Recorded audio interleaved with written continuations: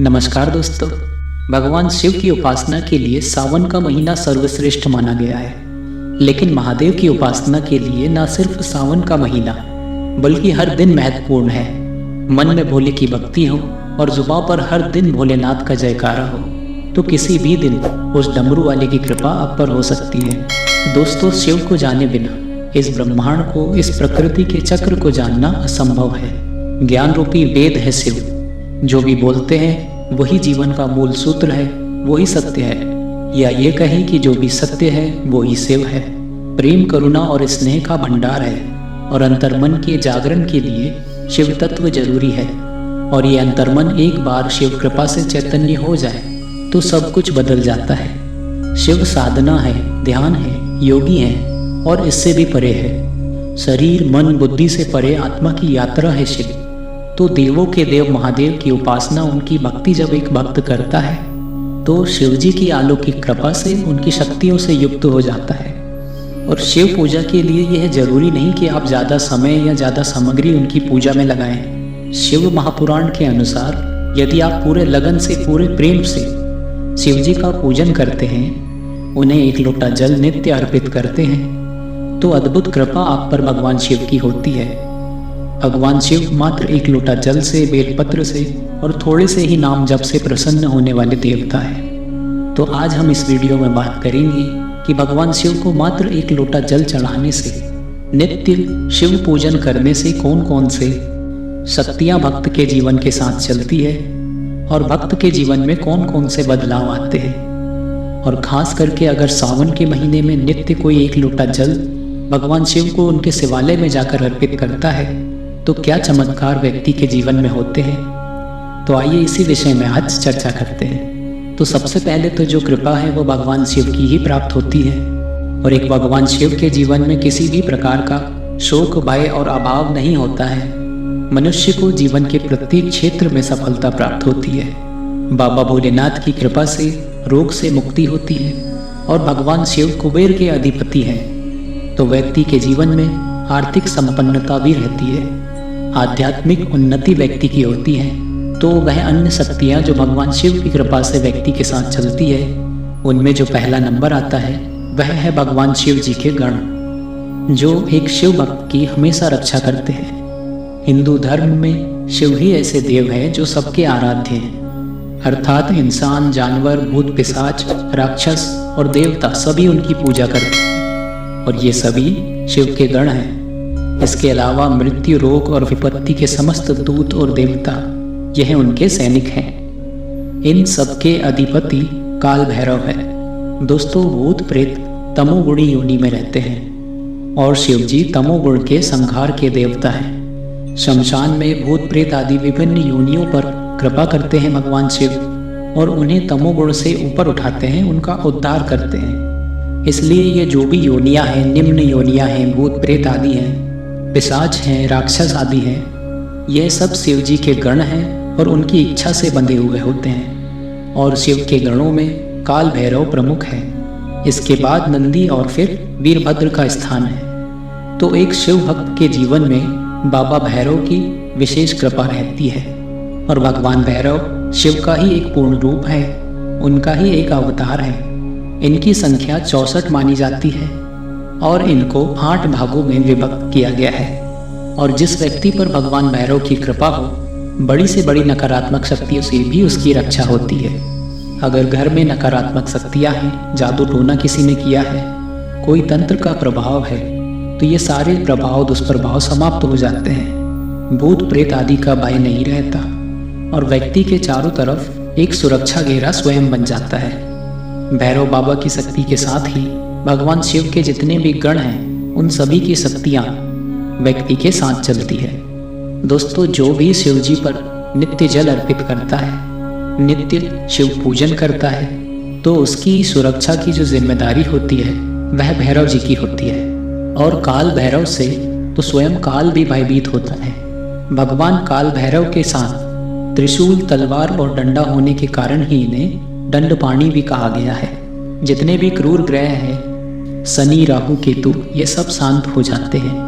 जन्मों जन्मों के पापों का नाश हो जाता है और माना जाता है कि काल भैरव में ब्रह्मा, विष्णु और महेश की समस्त शक्तियाँ समाहित होती है, और जितनी भी निम्न योनियाँ हैं, भूत, पिशाच आदि, ये सब ऐसे व्यक्ति का अहित नहीं करती या नहीं कर सकती, उससे हमेशा दूर ही रहती है जो नित्य शिव पूजन करता है। दोस्तों, इस प्रकार भगवान शिव के भक्त के साथ भगवान शिव के जितने भी गण हैं वह हमेशा उसके साथ रहते हैं।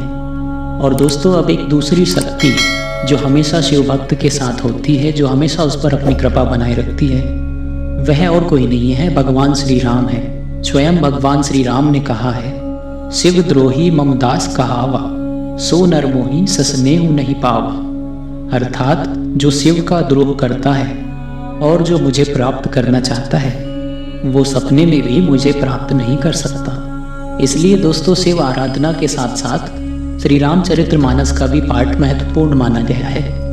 इसी प्रकार सावन के महीने में श्री राम की पूजा भगवान शिव को बहुत प्रसन्न करती है, और श्री राम की पूजा करने से भगवान भोलेनाथ भक्त को मनचाहा वरदान प्रदान करते हैं। भगवान शिव के इष्ट श्री राम है और श्री राम के इष्ट भगवान शिव है। सभी ज्योतिर्लिंगों में जो एक ज्योतिर्लिंग रामेश्वरम में है, उसकी स्थापना स्वयं भगवान श्री राम ने अपने हाथों से की है। श्री राम जय जय राम, इस मंत्र का उच्चारण जब कोई भगवान शिव को जल चढ़ाते हुए करता है तो भगवान शिव अत्यंत प्रसन्न होते हैं, भगवान श्री राम प्रसन्न होते हैं, और भगवान शिव और भगवान राम की संपूर्ण कृपा उस भक्त को प्राप्त होती है। और दोस्तों, भगवान राम के संग संग एक शिव भक्त को किस एक और अन्य देवता की कृपा प्राप्त होती है, यह तो आप समझ गए होंगे, श्री हनुमान जी। क्योंकि जहाँ श्री राम है वहाँ हनुमान जी स्वयं ही उपस्थित होते हैं। तो संकट मोचन हनुमान जी, अंजनी पुत्र हनुमान जी स्वयं शिव भक्त की रक्षा करते हैं। हनुमान जी भगवान शिव के अवतार हैं। पौराणिक कथाओं के अनुसार भगवान राम की सेवा करने के लिए ही भगवान शिव ने हनुमान जी का अवतार लिया था। हनुमान जी के पास ऐसी चमत्कारिक शक्तियां हैं जिनके वर्णन के लिए हमारे पास, हम इंसानों के पास शब्द ही नहीं है। छोटे से छोटा स्वरूप और विशाल से विशाल पर्वत की तरह स्वरूप भी श्री हनुमान जी धारण कर लेते हैं। सभी देवों का वरदान श्री हनुमान जी को प्राप्त है। सूर्य देवता ने उन्हें 9 प्रकार की विद्या का ज्ञान दिया, कुबेर ने अपने अस्त्र शस्त्र दिए, विश्वकर्मा ने उन्हें वरदान दिया कि मेरे द्वारा बनाए हुए जितने भी शस्त्र हैं वह आप पर प्रभावहीन है। इसके अलावा बाकी सभी अन्य देवताओं ने अपनी अपनी शक्तियाँ श्री हनुमान जी को अर्पित की। तो सोचिए दोस्तों, जब ऐसी असीम शक्तियों के वाहक श्री हनुमान जी किसी व्यक्ति पर प्रसन्न हो जाएं, तो उसका कोई क्या बिगाड़ सकता है। इसके अलावा जो एक अन्य शक्ति की कृपा जो एक शिव भक्त के जीवन में होती है, तो वह है देवी की कृपा, माँ भगवती की कृपा। ऐसे व्यक्ति को माँ भगवती की कृपा प्राप्त होती है। दोस्तों, शिव का अस्तित्व शक्ति के बिना अधूरा है, और शिव शक्ति का प्रतीक शिवलिंग इस बात का प्रमाण है। भगवान शिव और माँ पार्वती का प्रतीक है शिवलिंग।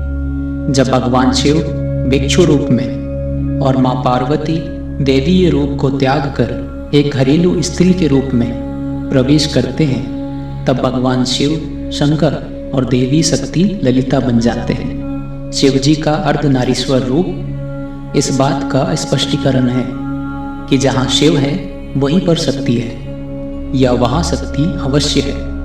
भगवान शिव की पूजा से शक्ति की कृपा, देवी की कृपा भक्त को प्राप्त होती है, और जिस स्वरूप में आप शक्ति का ध्यान करते हैं उसी स्वरूप में वह आप पर कृपा करती है। गौरी, माँ काली, माँ पार्वती, माँ भगवती, विभिन्न नाम है ये शक्ति के। शिव पुराण में यह लेख है कि जब माँ पार्वती भगवान शिव को प्राप्त करने के लिए तपस्या में लीन थी, तब भगवान शिव उन्हें बड़े ध्यान से देखते हैं और वह पाते हैं कि सती ही पार्वती है। फिर उन्हें लगता है कि अगर उन्होंने अपनी आंखें बंद कर ली तो माँ पार्वती काली का रूप धारण कर लेगी, और उन्होंने अपनी आंखें खोल दी तो वह सुंदर स्वरूप वाली गौरी बनी रहेगी। तो सिर्फ स्वरूप अलग अलग है, लेकिन मूल स्रोत एक ही है। जिस रूप में आप आदिशक्ति का ध्यान करते हैं उसी रूप में करते रहिए, उसी रूप में माँ शक्ति आप पर कृपा करेगी। तो दोस्तों, एक शिव भक्त के जीवन में माँ शक्ति की कृपा हमेशा बनी रहती है, और वह शक्ति की कृपा उनके साथ हमेशा चलती है। शिव भक्ति करने वाले लोगों को माँ की भक्ति भी अवश्य करनी चाहिए। भयंकर संकटों से व्यक्ति की रक्षा होती है। किसी भी प्रकार के भय से, आर्थिक संकट से व्यक्ति का बचाव होता है। तो दोस्तों, आज की वीडियो में बस इतना ही। आप सब पर भोलेनाथ की कृपा सदैव बनी रहे। अगली वीडियो में बहुत जल्द मिलते हैं। तब तक के लिए अपना ध्यान रखिए। हमारे इस चैनल को सब्सक्राइब जरूर करें। धन्यवाद।